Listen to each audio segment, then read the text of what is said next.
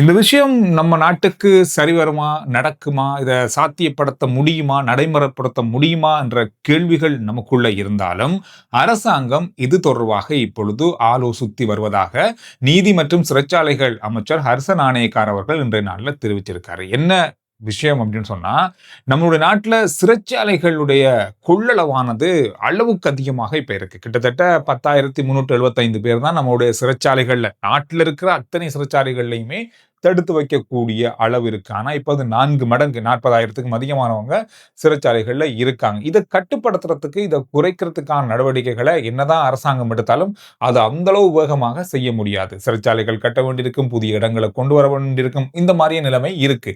ஆனா, இத ஓரளவுக்காவது சமாளிக்கிறதுக்கு வீட்டு காவல், அதாவது வீட்டு காவல்ல தடுத்து வைக்கிறதுக்கான ஒரு ஆலோசனை, ஒரு நடைமுறையை கொண்டு வரதுக்கான ஆலோசனைகள் இப்பொழுது நடந்து வருது. அரசாங்க பக்கமாக பலதரப்பட்ட வகையில இப்ப ஆய்வுகள் நடந்து வருது. இதுதான் எந்த அளவுக்கு சாத்தியமாகும் அப்படின்றது தான் இப்ப இருக்க கேள்வி. ஆனாலும் கூட இது சாத்தியப்படுத்துறதுக்காகவும் தொழில்நுட்பங்களை பயன்படுத்தி இந்த மாதிரி சிறைச்சாலைக்கு கொண்டு போகக்கூடியவங்க அல்லது குறிப்பிட்ட அளவானவங்கள ஒரு இந்த பகுதியை சேர்ந்தவங்க என்று பிரிக்கப்பட்டு யார் யாருக்கெல்லாம் இந்த வீட்டுக்காவல் தொடர்பான சிறை பகுதி வைக்க முடியுமோ அல்லது வீட்டுக்காவல்ல சிறை வைக்க முடியுமோ அந்த அடிப்படையில் இதை நடைமுறைப்படுத்துறதுக்கு ஒரு திட்டம் இப்ப அரசாங்கத்தினுடைய பரிசீலனையில இருக்குது. இன்றைய நாள்லையும் இது பற்றி அவர் சொல்லியிருக்காரு. இது எப்ப நடக்கும் அப்படின்றது இதுவரைக்கும் உறுதிப்படுத்தப்படல. இந்த விஷயம் பரவலா இன்றைய நாள்ல பேசப்பட்ட ஒரு முக்கியமான விடயமாக இருக்கு. இன்றைய நாள்ல பூகொடையில நீதிமன்ற கட்டட தொகுதி ஒன்றை திறந்து வைத்த நிகழ்வுல உரையாற்றும் போதுதான் அமைச்சர் இது பற்றி சொல்லியிருக்காரு. இந்த நீதிமன்ற கட்டட தொகுதியானது கடந்த 2018ஆம் ஆண்டு ஆரம்பிக்கப்பட்ட திட்டம் இப்பொழுது நிறைவுக்குள்ள வந்து திறந்து வைக்கப்பட்டிருக்கிறது. இங்கு பல நீதிமன்றங்கள் இயங்குவதற்கான எல்லா ஏற்பாடுகளும் செய்யப்பட்டிருக்கு. இதுல இன்னொரு முக்கியமான விஷயத்தை அவர் சொல்லியிருக்காருன்னா, இப்பொழுது இருக்கின்ற வழக்குகளை வந்து முடித்து வைக்கிறதுன்றதும் பெரிய ஒரு சவாலான விஷயம். பொதுவா மேலத்தைய நாடுகள்ல, வளர்ந்த நாடுகள்ல 10 லட்சம் மக்களுக்கு வந்து கிட்டத்தட்ட 40 முதல் 60 நீதிபதிகள் இருப்பாங்க. ஆனா இலங்கையில 10 லட்சம் மக்களுக்கு வெறும் 10 நீதிபதிகள் தான் இருக்காங்க. இதுதான் இங்க இருக்கிற மிகப்பெரிய ஒரு சிக்கல், இந்த வழக்குகள் தாமதமாகுவதற்கு. எனவே இதெல்லாம் நிவர்த்தி செய்யறதுக்கான நடவடிக்கைகளையும் எடுத்து இந்த வீட்டுக்காவல் தொடர்பான திட்டத்தையும் நடைமுறைப்படுத்துறதுக்கு அரசாங்கம் இப்பொழுது பரிசீலித்து வருவதாக சொல்லப்பட்டிருக்கு. இந்த வீட்டுக்காவல் நடைமுறையானது இலங்கைக்கு சாத்தியமாகுமா? இது நடைமுறைப்படுத்த வாய்ப்புகள் இருக்கா அப்படின்றத கருத்துக்கள்ல சொல்லுங்க. இந்த மாதம் 31ஆம் தேதி முதல் டெங்கு நோயாளர்களுக்கு ஆயுர்வேத மருத்துவ முறையிலையும் சிகிச்சை வழங்குறதுக்கு தீர்மானிக்கப்பட்டிருக்கிறது. கொழும்பினுடைய ஆயுர்வேத வைத்தியசாலையில் ஒரு பகுதியை இந்த டெங்கு நோயாளர்களுக்கான சிகிச்சை வழங்கும் பகுதியாக மாற்றுவதற்கான அத்தனை நடவடிக்கைகளும் மேற்கொள்ளப்பட்டிருக்கிறது. இந்த மாதம் 31ஆம் தேதி முதல் இந்த சேவை நடைமுறைக்கு வருது. ஆனா இதுல பெரிய ஒரு எச்சரிக்கை மக்களுக்கு விடுக்கப்பட்டிருக்கிறது. டெங்கு நோயால பாதிக்கப்பட்டவங்க ஆயுர்வேத வைத்தியம் செய்யலாம் தானே அப்படின்னு சொல்லி நீங்க தன்னிச்சையாக செயற்படக்கூடாது. உங்களுக்கு தெரிஞ்சவங்க உங்க சமூக வலைத்தளங்களை பார்க்கிற ஆயுர்வேத மருத்துவங்களை பயன்படுத்த எந்த வகையிலும் அனுமதி இல்லை. எந்த வகையிலும் அது அனுமதிக்கப்படக்கூடாது. அது ஆபத்தானது.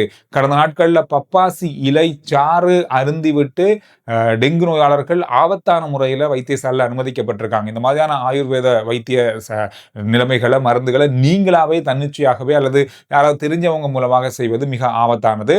அப்படி ஆயுர்வேதம் தொடர்பான இந்த மருத்துவம் தொடர்பான மேலத்தைய அல்லது உள்ளூர் ஆயுர்வேத வைத்தியர்களுடைய ஆலோசனை, அவங்களுடைய மருந்துகளை உட்கொள்வதை தவிர நீங்க எந்த வகையிலும் தன்னிச்சையாக செயற்படக்கூடாது அப்படின்றதையும் வலியுறுத்தி இருக்காங்க. எனவே இந்த மாதம் 31ஆம் தேதி முதல் ஆயுர்வேத வைத்திய முறையும் டெங்கு நோய்க்கு கொண்டு வரப்பட போகுது. நாங்க நேற்று ஒரு செய்தி பார்த்தோம். யாழ்ப்பாணத்தினுடைய ஒரு தனியார் வைத்தியசாலைக்கு 30 லட்சம் ரூபாய் தண்டப்பணம் விதிக்கப்பட்டிருந்தது நீதிமன்றத்தால. அதிகளவான கட்டணம் வசூலித்தாங்கன்றதுக்காக. கடந்த நாட்கள்ல நுகர்வோர் அதிகார சபை நாடு முழுவதும் பல தனியார் வைத்தியசாலைகளுடைய மருந்தகங்கள் ஆய்வு கூடங்களை பரிசோதனை செஞ்சிருக்காங்க. இதுல 23 வைத்தியசாலையினுடைய ஆய்வு கூடங்கள் மருத்துவ நிலையங்கள் வந்து பரிசோதனை செய்யப்பட்டதுல அங்கு காலாவதியான மருந்துகள் மக்களுக்கு வழங்கப்படுவதற்காக வைக்கப்பட்டிருந்தது கண்டுபிடிக்கப்பட்டிருக்கு. இந்த 23 மருத்துவ நிலையங்களுக்கு எதிராக வழக்கு பதிவு செய்யப்பட்டு இவங்களுக்கு இப்ப வழக்கு நடந்து கொண்டிருக்கு. இந்த வைத்தியசாலைகளுடைய சில வைத்திய வழக்குகள் இப்பொழுது நிறைவுக்குள்ள வந்திருக்கு. கிட்டத்தட்ட இவங்களுக்கு 57 லட்சத்துக்கும் அதிகமான தண்டப்பணத்தை வந்து நீதிமன்றம் விதிச்சிருக்காங்க. இன்னும் வழக்குகள் தொடர்ந்து கொண்டிருக்கிறது. இந்த மருத்துவ பரிசோதனைகள் அப்படின்றது நாடு முழுவதும் நடைபெற வேண்டும் என்ற கோரிக்கைகள் இப்பொழுது முன்வைக்கப்பட்டிருக்கு. காரணம் சொன்னா அதிகளவான கட்டணம் அறவுறது, காலாவதியான மருந்துகளை மக்களுக்கு வழங்குறது, இந்த மாதிரியான பலதரப்பட்ட குற்றச்சாட்டுகள் இப்பொழுது இந்த மருத்துவ பக்கமாக முன்வைக்கப்படுது. இந்த பரிசோதனைகள்ல இந்த 23 மருத்துவ ஆய்வுக்கூடங்கள், மருத்துவ நிலையங்கள்ல சொல்லப்பட்ட விஷயம்னு சொன்னா, நிறைய மருந்துகள், காலாவதியான மருந்துகள் அது வீசாம மக்களுடைய பாவனைக்கு இன்றைக்கு நாளைக்கு கொடுக்கறதுக்காகவே எடுத்து வைக்கப்பட்டது கண்டுபிடிக்கப்பட்டு உங்களுக்கு குற்றம் நிரூபிக்கப்பட்டு தான் இந்த தண்டப்பணங்கள் நீதிமன்றத்தால விதிக்கப்பட்டிருக்கிறது. 2 நாளைக்கு முதல்ல இன்னொரு முக்கியமான செய்தியை நான் உங்களுக்கு சொல்லியிருந்தேன். அதாவது இலங்கையிலிருந்து வெளிநாடுகளுக்கு டாலர்களை வங்கிகள் மூலமாக அனுப்பி அங்கிருந்து பொருட்களை இறக்குமதி செய்யறேன்னு சொல்லி கிட்டத்தட்ட 715 மில்லியன் அமெரிக்க டாலர்கள் அனுப்பப்பட்டிருக்கிறது கடந்த காலங்களில். கிட்டத்தட்ட இலங்கையினுடைய 22 கோடி ரூபாய் பெறுமதி அப்படின்னு சொல்லப்பட்டது. இன்றைய நாளில் அது தொடர்பான இன்னும் கொஞ்சம் மேலதிகமான தகவல்கள் வழங்கப்பட்டிருக்கிறது. நீதிமன்றத்தில் குற்றப்புலனாய்வு பிரிவினர் இந்த தகவல்களை வழங்கியிருக்காங்க. கடந்த நாட்களில் இந்த டாலர்களை அனுப்பிய 23 முக்கியமான நிறுவனங்கள் கண்டுபிடிக்கப்பட்டிருக்கிறது. பிரபலமான நிறுவனங்கள் இதுக்குள்ள இருக்குன்னு சொல்லப்படுது. இதுல கடந்த காலங்களில் இந்த பணங்களை 10,156 தடவைகள் அவங்க அனுப்பியிருக்காங்க. 715 மில்லியன் அமெரிக்க டாலர்களையும் 10,156 தடவைகள் அனுப்பியிருக்காங்க. இது ஒரு விசாரணைகள்ல தெரிய வந்திருக்கு. நீதிமன்றத்தில் இந்த தகவல்கள் எல்லாம் கொடுக்கப்பட்டிருக்கு. இன்னும் பலதரப்பட்ட தகவல்கள் இப்பொழுது திரட்டப்படுது. இதுல ஒரு பிரபலமான வியாபாரி ஒருவர் கைது செய்யப்பட்டு தடுத்து வைக்கப்பட்டிருக்காரு. இதுல 55 நபர்களுக்கு அதிகமானவங்க சம்பந்தப்பட்டிருப்பதாக சொல்லப்பட்டிருக்கிறது. என்ன பாருங்க, பலதரப்பட்ட வங்கி கணக்குகளால இந்த பணங்கள் நாட்டிலிருந்து வெளியேற்றப்பட்டிருக்கிறது. 2 கிழமைக்கு முதல்ல நீர்கொழும்பு சிறைச்சாலையில் ஏற்பட்ட கலவரம் காரணமாக அதற்கு பொறுப்பான அமைச்சர் என்ற வகையில ஹரிச நாணயக்கார அவருக்கு எதிராக எதிர்க்கட்சிகளால் கொண்டு வரப்பட்ட நம்பிக்கையில்லா பிரேரணை தொடர்பான விவாதங்கள் இன்றைய நாளில் காரசாரமாக பாராளுமன்றத்தில் நடந்தது. இந்த வாக்கெடுப்பு இன்று மாலை வேளையில நிறைவு பெற்றிருக்கிறது. 152 வாக்குகள் வழங்கப்பட்ட நிலையில ஆதரவாக 36 வாக்குகள் தான் வழங்கப்பட்டிருக்கிறது. 116 மேலதிகமான வாக்குகளால இந்த பிரேரணை தோல்வியை தழுவி இருக்கிறது. ஆதரவாக 152 வாக்குகள் வழங்கப்பட்டிருக்கு. அரசாங்கம் பெரும்பான்மை இருக்கு, அவங்களுக்கு 150க்கு மேல ஆசனங்கள் இருக்கிறதால எந்த ஒரு நம்பிக்கையில்லா பிரேரணையும் வெல்ல முடியாது என்று தெரியும். இருந்தாலும் இதற்கு எதிர்ப்பு தெரிவிக்கும் முகமாக எதிர்க்கட்சிகள் இந்த பிரேரணையை கொண்டு வந்திருந்தாங்க. அண்மையில் எடுக்கப்பட்ட ஒரு கணக்கெடுப்புல இலங்கையில கூட்டு குடும்பங்களுடைய எண்ணிக்கை பாரிய வீழ்ச்சியை சந்தித்திருக்குதாம்.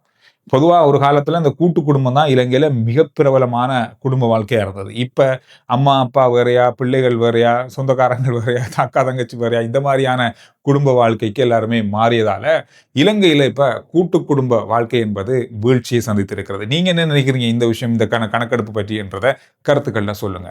தெமட்டகொட குப்பியாவத்த மயானத்துக்கு பக்கத்துல நேற்று ஒரு துப்பாக்கி சூடு சம்பவம். மோட்டார் சைக்கிள்ல வந்த 2 நபர்கள் ஒரு மோட்டார் சைக்கிள் இருந்த நபரை சுட முயற்சி செய்தாங்க. இவர் தப்பி ஓடுகின்ற காட்சிகள், அவரை துரத்தி சுடுகின்ற காட்சிகள் நேற்றைய நாள்ல பட்ட பகல்ல நடந்திருக்கிறது. நேற்று இந்த துப்பாக்கி சுட்டு சம்பவம் பெரிய பரபரப்பை ஏற்படுத்தினது.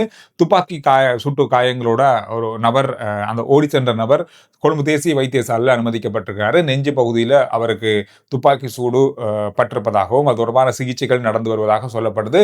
இது எல்லாமே பாதாள உலகத்தோடு சம்பந்தப்பட்ட துப்பாக்கி சூடு சம்பவம்னு சொல்லி இப்பொழுது ஆரம்பகட்ட விசாரணைகள் தெரிய வந்திருக்கு. இந்த வருஷத்துல இதுவரைக்கும் 21 துப்பாக்கி சூடு சம்பவங்கள் பதிவாகி இருக்கு. இதுல 14 உயிரிழப்புகள் ஏற்பட்டிருக்கிறது.